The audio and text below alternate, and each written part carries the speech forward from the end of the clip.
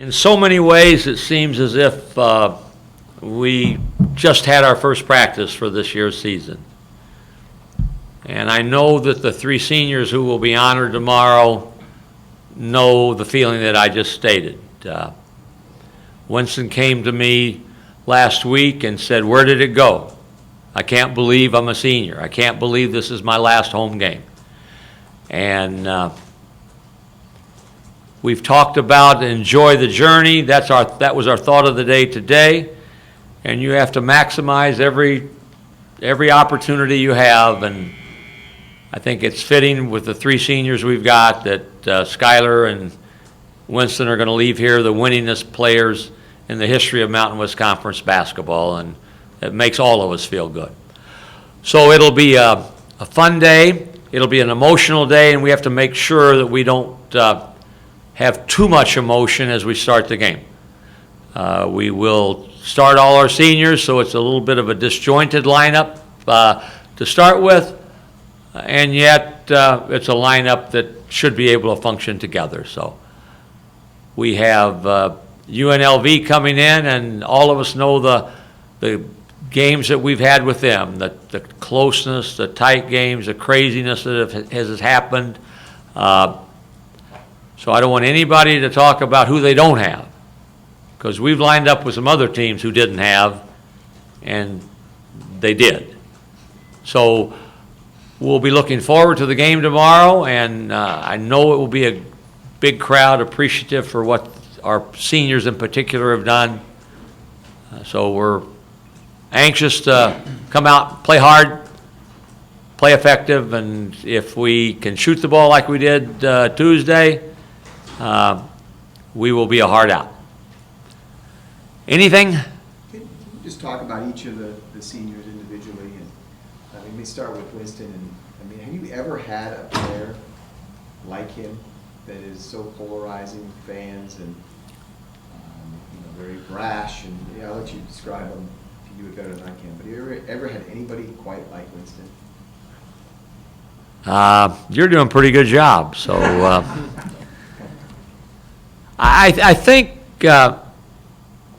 one, expectations. Expectations when you get someone who comes through the door before anybody has seen him play, it grows. It grows until they see somebody play.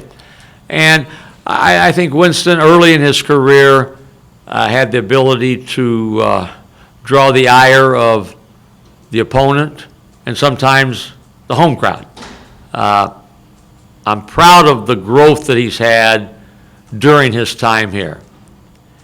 He truly has become a great teammate. And we've talked about that with all of them. How can you be the ultimate teammate? And as he moved into his senior year, he really started to say, what is my job and how can I do it better than anyone? How can I be a leader and help our team be successful? And I think when you play for others, which he has done this year, you make yourself better. It took us a while to say, let's go through Winston, let's play through Winston. And when he has the ball in the high post, low post, he draws a crowd. And he does a great job of finding other people. So I think when you look at the body of work for Winston Shepard when he leaves here, if you don't say, well done, son, well done, my son, then you're mistaken. I'm very proud of what he's done, who he's become, and what we still have to look forward to for this year from him and our other guys.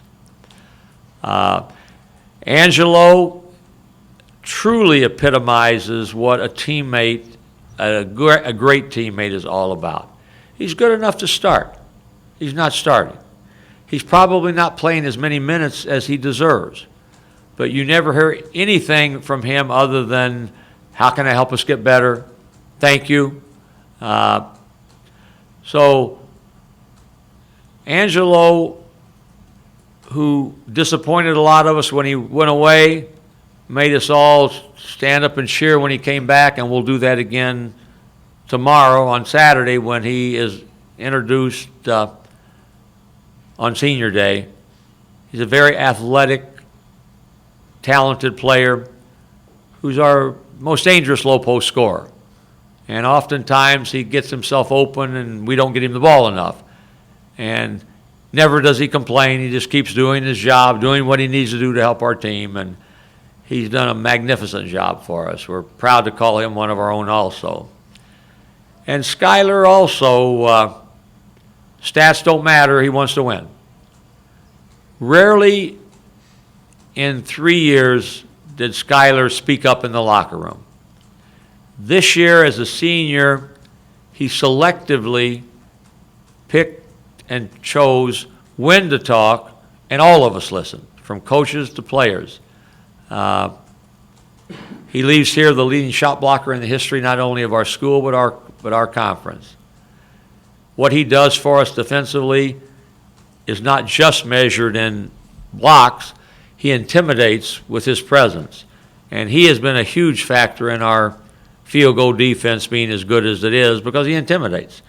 They're worrying, where is he? Will he block my shot? Where is he coming from? And he does a magnificent job of it. So 3 different personalities, 3 different players that all want to win. They all want to be successful, and they've done a great job to help our program continue to grow where we were before they got here. Skyler has always shown up. He shows up for everything. He doesn't let an ankle or a knee or things that might keep someone else out of a game keep him from playing. He's never hurt. And even when he's hurt, he's not hurt. So he knows what it takes to win. I watched him as a high school player, and he played with some terrific talents. And all he wanted to do was blend and win. And he's done that tremendously for us here at San Diego State. Coach, in regards to that, his unselfishness you've talked about so many times and his willingness to do anything, how infectious has that become with the rest of your team during his time here? I think if you know, if I give it up, I'll get it back if I'm open, then it's easier to move the ball. And we talk about that all the time. Sometimes we move the ball, and you talk about Skyler, sometimes if he would be a little more selfish and demanding when he gets it in that post, he and we might be better. But he plays with no agenda. He never hunts his shot or hunts his points. He's always trying to make the right play. And it is infectious. If you say pick the 4 guys you would like to play with, he'd be on everybody's list. Everybody would want him to be on their team.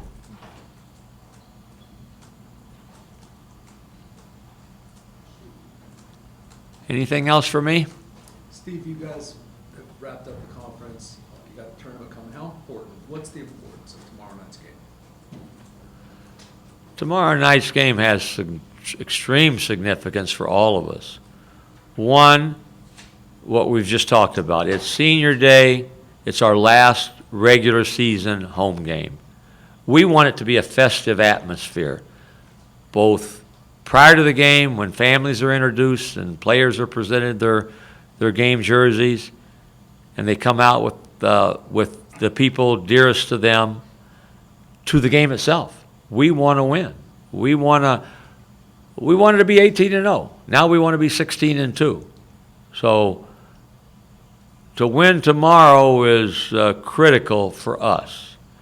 We want to have our seniors circle that arena after the game, giving high fives to our fans, proud of what they have just accomplished and proud of the career that they've accomplished. So this is not a meaningless last game that we're going through. In addition to those things, which are fairly moral, I mean, it doesn't change your standing going into the Mountain West tournament, anything like that. In terms of greater significance, is there any to tomorrow night's game, you think? Well, it makes us 23-8. It builds your resume in terms of what it looks like, and our goal is to go in after that and win the conference tournament. If we don't, it would give selection committee pause for say, well, look at what they've done January, February, and March with this program. So a lot of ways that you can look at it. But most important, it's our last game. We've got great pride in who we are. We want everybody to say it's the largest separation since the league has started in a championship team and the second place team. The separation, when you compare it to other conferences as well, I mean, there's a lot of downgrading of your conference by people on the outside, but is that separation that you have and that you may achieve, being maybe winning by 4 games, is that significant, you think? I think so. I know so. It says this is a team that found ways to win. This is a team that bowed their back when people were hurt. This is a team that played together and in all sorts of circumstances won. And this is a very good team. I also know that sometimes word of mouth doesn't really truly define who a league is. A lot of people that are talking about our league have never sat down and watched 40 minutes of our teams play. And I guarantee you a lot of these people have never got on a plane and flown to Laramie, Wyoming to play a game. And I guarantee you that not one Power 5 team would go to Boise or go to Laramie to play. They wouldn't do it. And those that haven't won. So this is a better, and I'm not trying to preach to say we're the best conference in America, but this is a very competitive, good basketball league. We didn't win quite enough in the non-conference. That being said, we beat Cal, who had won 7 in a row. Vegas beat, among others, Indiana, UCLA, and Oregon, who aren't bad, and they're talking about the kinds of teams they are in the leagues that they're in. Last I looked, Oregon was going to win their league, and Cal coming in probably a close second or third. So, I mean, I don't have to defend the league. This is good basketball. People who play us know that and have great respect for the Mountain West Conference. Could I ask you to defend yourself, as in, not Steve Fisher, but the Aztecs?